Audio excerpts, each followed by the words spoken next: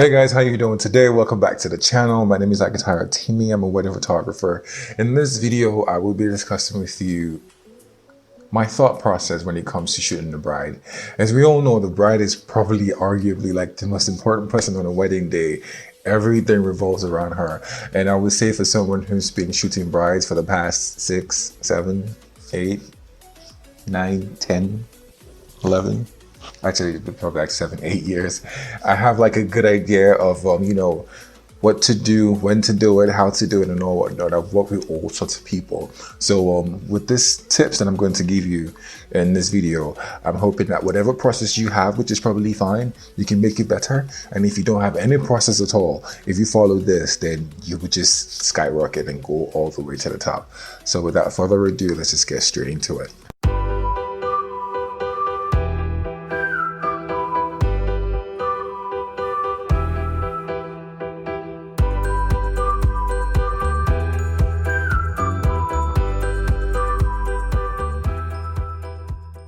Now, as strange as this may sound, I think the very first thing on my list is what you do before you actually get to meet the bride on the wedding day. So the first thing on this list is get to know the bride.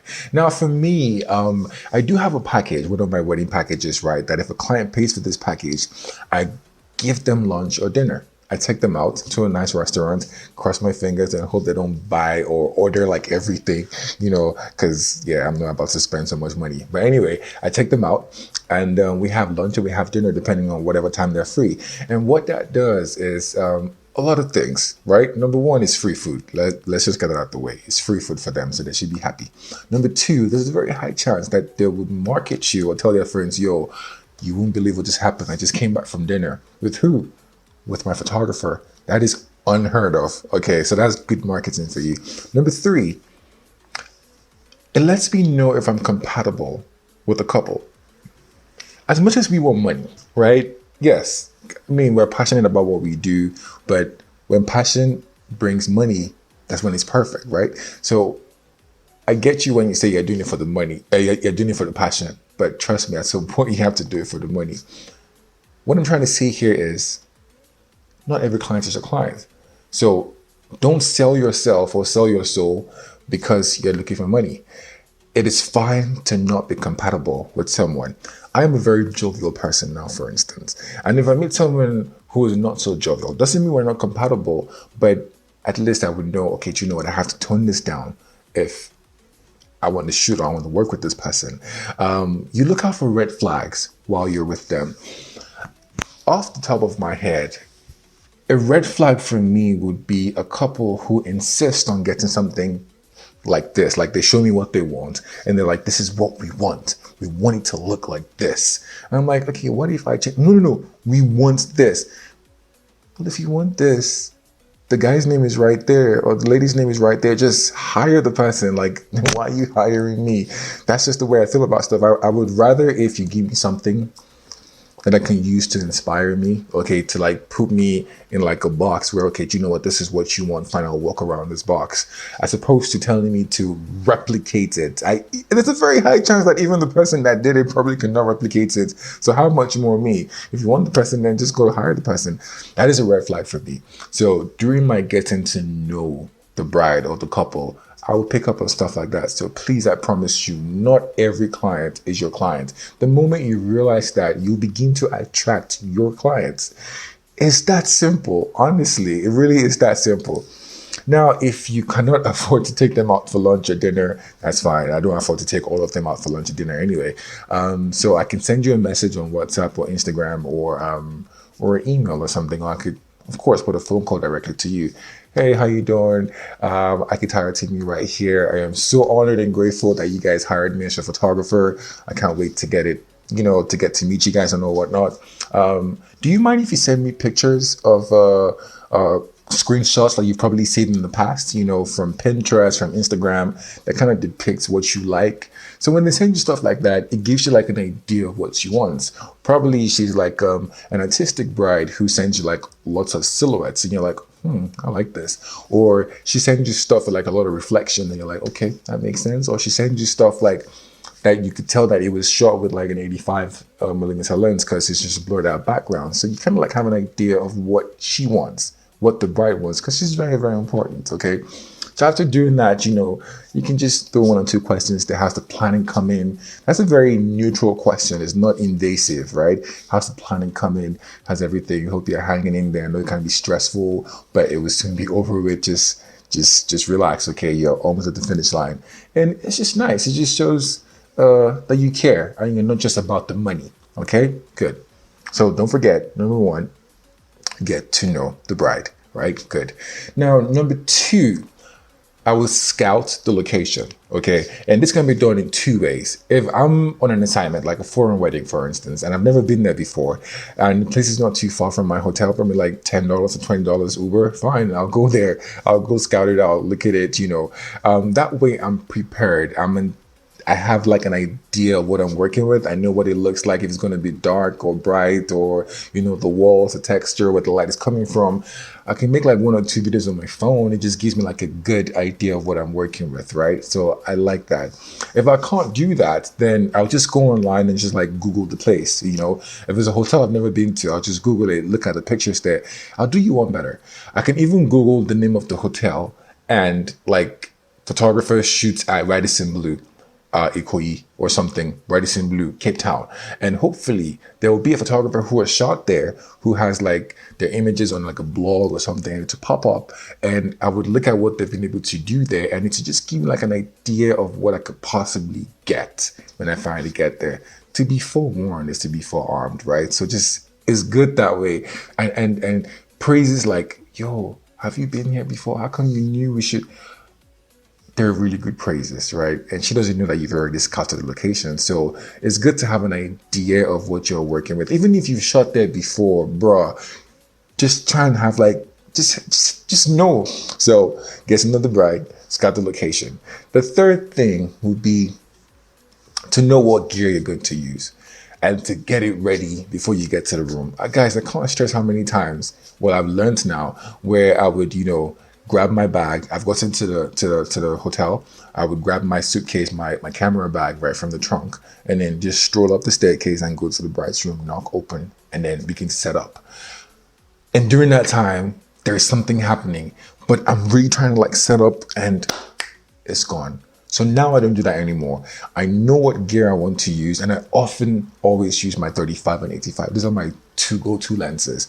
So I shoot with the two-strap hold fast body maker and two lenses and two cameras, so 85 on one, 35 on one. The 85 helps me with like portraits, right? And then the 35 is my storytelling lens. Okay, I just love both of them, and I have a whole video about that. You can check it out later. Right, good. So I have that strapped, and then I walk into the bride's room. So there's a high chance something may be happening or not happening, who knows, but it doesn't hurt you, right? So yeah, I shoot that. If something's happening, fine, I'll just shoot. If nothing's happening, then that's fine. I would then start, afresh. But it's very annoying for a storyteller like me to get there and the bride is like having pillow fights with her friends. And I'm just trying to, oh my God, what lens? Where's my, no, will be so annoying. Okay, so know your gear and get strapped before you get right in. Now, the next thing will be to make the bride comfortable. Not just the bride and the bridesmaids, right? Just make them comfortable. And how do I do that? I think this now boils down to your personality. Okay, don't be intrusive, right? Don't be overdoing it, but gradually.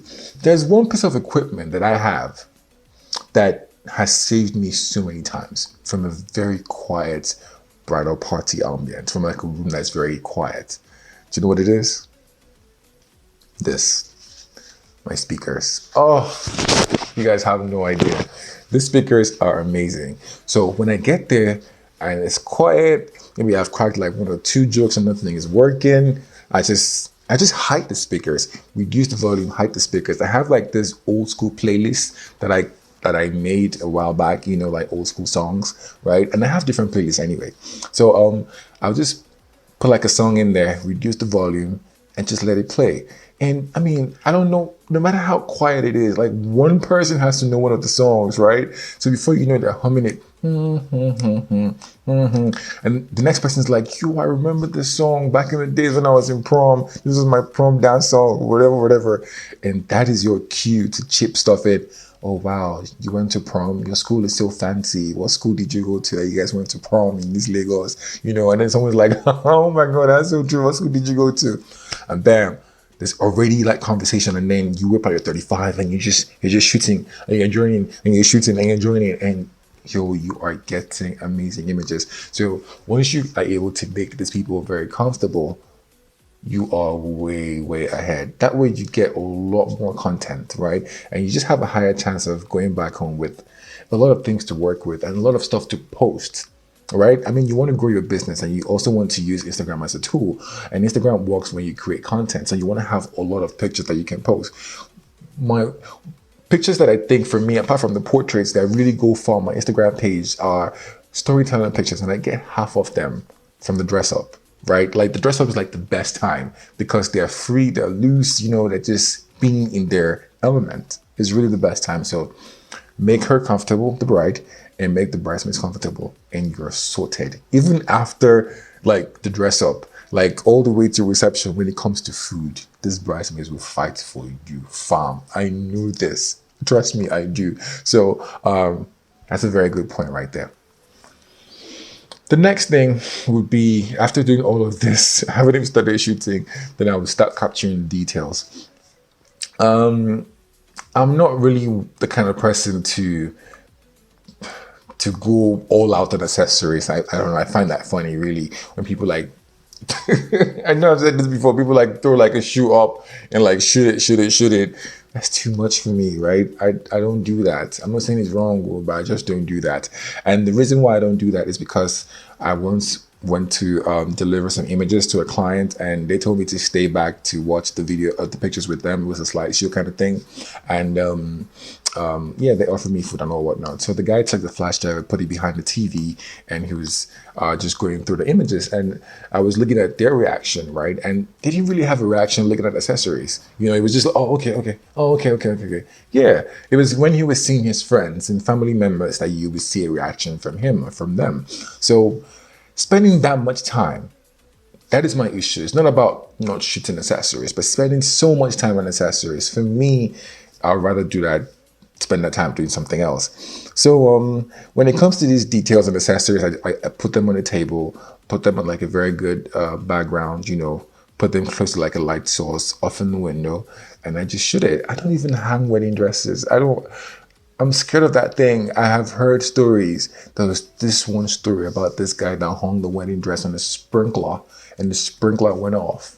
Yes, the sprinkler went off, and it was dirty water, you know, all up on the bride's dress. You know, I've heard so many stories, man. I'm not even about to. So what I do is, the videographers, they kind of like this stuff. So I wait for them, right, to hang it. I just take 1 or 2 shots. But now I don't even go and say, can you give me your address? No, anything can happen. You just stain it. So, I don't like wildlife in my life, so I don't even touch it. And then if she asks, I'll just sound like, you know what? I kind of prefer it when you wear it. That way the outfit has a form, as opposed to like if I just shoot it. Because if you think about it honestly, except it's like a ball gown, if it's like a fitted dress, when you hold it on the hanger, it really doesn't, I don't see how it is nice. It is not nice. It's nice when you wear it. Then it's covering a body. Then the curves come out. Then the beauty of the dress comes out, right? That's the way I see it anyway. So that is my approach to capturing art details. This next point is optional, but if you have it, it's fine.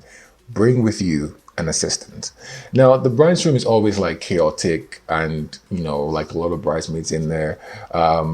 Being able to get around things can be annoying sometimes. So if you have someone to help you drag your bag, hold your light, that would come in handy. It's a little bit too early to start saying, chief bridesmaid, can you hold this light for me? Just put it this way at like angle 90 or 80. Oh, that's too much work, right? Especially if you're trying to be creative. So if you have like an intern or someone that's with you that can help you do that and has free time on like a weekend, yeah, absolutely, follow me and just help me with all these things so that when the bride needs my attention, I am there. I'm not trying to like arrange stuff and all whatnot. So it's optional, but if you have the budget to come like an assistant to be with the bride with you, then that's absolutely fine.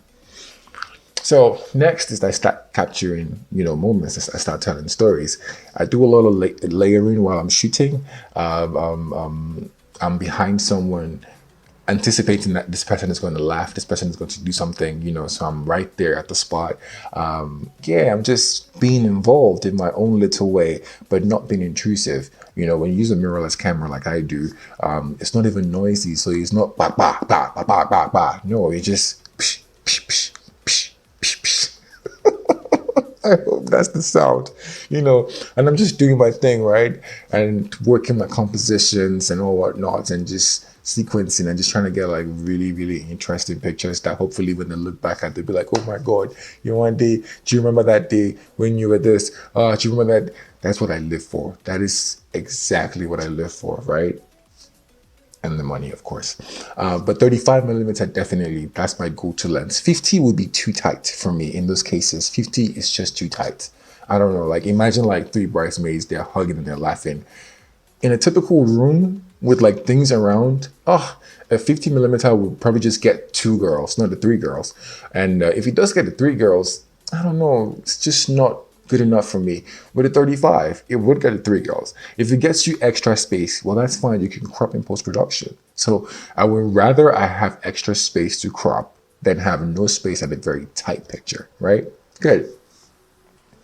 The next thing would be find a quiet and clean space for portraits. Those two words don't really go together, quiet and clean space, but let me break it down. One thing that I've learned in my career thus far is one of the reasons why a photographer is referred to as pro when it comes to being a wedding photographer is the power to anticipate. I promise you. It's like playing FIFA. If you're defending, this is me going completely off topic, but if you're defending, right, in FIFA 20, for instance, it's not about running towards the striker to defend. No, it's about anticipating where the person will pass to, and then you cut off the passing lanes. Okay, that is a better way of defending than running to. If you run to the person, then they'll pass, and before you know it, you've opened space at the back. Why I brought that up, I really don't know, but let me just go back to what I'm saying. So why I brought that up anyway is like an analogy, right? The power of anticipation. So when you see some images and you're wondering, how did this guy know this was going to happen? Like, was this planned? I think 70% of the time, he anticipated that it was going to happen, and then it happened. Let me give you something that I anticipate and happens often. Now, when there's a first dance, right, and I'm shooting the first dance with like a lot of photographers, then they're done, and there's probably a kiss, right? I anticipate the kiss. A lot of people do not anticipate the kiss. They just shoot the first dance. They look at it. Oh, it's nice. Okay, then they go sit down. Now, let's say some people don't go sit down. They're still there, and they have learned, so they anticipate the kiss. Good for them. I anticipate that after the kiss, something will happen. There's a very high chance that while kissing him, she smeared like lip gloss or lipstick on his cheek or on his face. She's going to clean it off, right? So I'm there for even that shot, because to me, it's part of the story. And she probably laughing like, or probably like, tick. And he's like, ooh, don't do that. Bam, I've gotten that. Nobody's getting that, I've gotten that. And then you're like, whoa, like, how did you know I was going to clean it off? Anticipated, right? So find a quiet and a clean space for portraits. What that means with respect to anticipation is I'm not going to wait till when it's time for portraits to think about where I want to shoot the bride. While I'm documenting the day, I am anticipating where I want to put her, right? So that when it's time, like 30 minutes before I know she's done, I know like the lip is like the last thing that brides often do after like the whole makeup stuff, like the lip is like the last, right? So once she's doing the lip, I know, okay, do you know what? I'm going to clean this place up. Probably even start cleaning it right now. I'm going to put her there, and I'm going to use the light this way. I'm going to push the curtain this way. I've taken out the charger from the floor. I've cleaned the surrounding. There's no wall frame. There's no lamp. There's no drawer. There's nothing random hanging around. You know, I prefer to take stuff out in real life and take it out in post-production. Okay.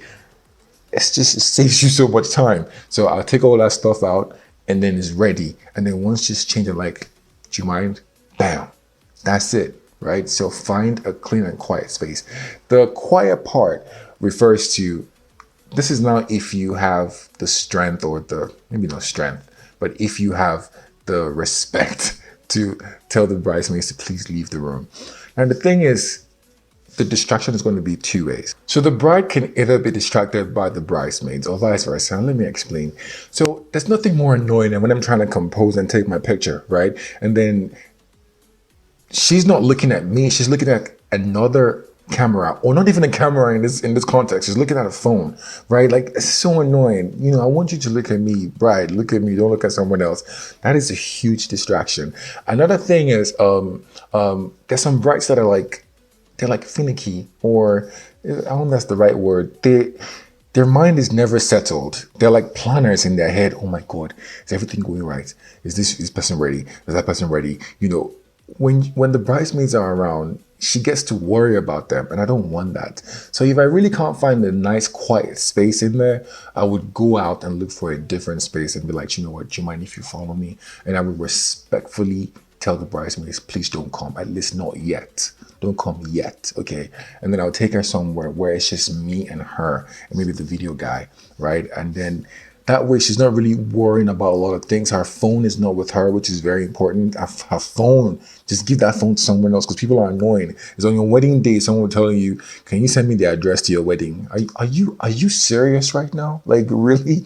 So yeah, so clean and quiet, they kind of go together. So anticipate, and then find a spot, and then bam. That way, because ladies always rush towards the end, so you just want to, like, you don't want to spend that little time you have left looking for a space. Already have the space, already set it up, and that way you can maximize the last 5 minutes you have, or the last 10-20 minutes you have. Now, the next one is make the photos useful for the bride. Now, this is really funny, but it is true. There are a lot of people out there, I'm not going to blame them, you know, but we live in a world where if I see something that is working for you, I instantly think, without knowing why you're doing it, think that if I do the same thing, it will work for me. So you see all these images on Instagram these days with like the bride in like one corner, or the subject in like one corner, and then like 80% of the shot is like something else, and you're wondering, why are you hiding the bride in there? Well, if I do it, which I have done it, I would do it because, number one, I'm trying to hide something, right? So I'm using something else to hide something in the frame, or whatever I'm using in the frame is important to the couple or to the bride. Now, there was this one time that I did that with a teddy bear, and while I was talking to her, making her comfortable, you know, that was like my fourth point. She told me that the teddy bear had been in her life since she was in secondary school, and that was a long time. I was like, whoa, that's a really long time. So while I was taking pictures of her doing makeup, I positioned my camera in such a way that I had her, the makeup, right, and then I had the teddy bear. Okay, so there has to be a story in there. I've been to a bride's room, and her blanket, her bed sheet, her pillowcase, her towel, everything was Manchester United. I was like, yo, that is so dope. There's no way I'm not going to incorporate, you know, mind you, in this whole session. That is when I do it. I don't just do it for doing sake, okay? So make the photos useful for the bride. If you're going to deliver all the images and she's in one corner and everything, that's not nice, right? It's not nice. Give her classic portraits. I have this theory in my head, 80-20. I give you 80% of what you want, or what you want from me, and then 20% of what you may also like, but it's from my creative prowess, okay? I feel like that makes a lot more sense. I'm not, and I don't advise you guys out there to be a photographer who's trying to impress other photographers. Be a photographer who's trying to give his client value for their money, right? Yeah, because if I post a picture and it looks like I solved calculus, and in the comment section it's just for the photographers saying, guy, mad, dope, and not one single regular person is commenting, that is not a win for me. I want a picture that people can relate to, something that the bride will like, not something that she has to explain. Okay, so the photographer kind of like calculated like where he had to stay because the light was coming from this way, so he had to like stoop low, and then he used like 2 magma grids with like a gel, right? So he changed his temperature to like 3000 Kelvin because, you know, like the match even me just talking about it, I'm like, oh, really? Like, that's just too much for me. So you can imagine the bride. So make photos that are useful for the bride. And the last thing would be, do you know what? Enjoy the day. Honestly, enjoy the day. Once you are in the mood, or you put yourself in the mood, things will come easier to you. You're free, you're excited, you're happy, you're glad that you're there, right? And you'd enjoy it. And people will feed off your energy. That's one thing. So if you're like, and you're expecting people to be, no, they'll feed off your energy. So once you're enjoying yourself and you're enjoying the day, there's a very high chance you will make amazing pictures, right? So these are my steps. Yeah, I don't know, 10, I guess, all 10 of them. Yeah, these are my steps and they work for me. So next time you're going to your next wedding, try out these things, and see if it helps you. If it does, let me know. If it doesn't, let me know. But this would be a fantastic time to subscribe and to tell a friend, and to ask me questions. I'm always here to answer. So thank you for watching, and I hope you become a much better photographer just by watching this video. Adios.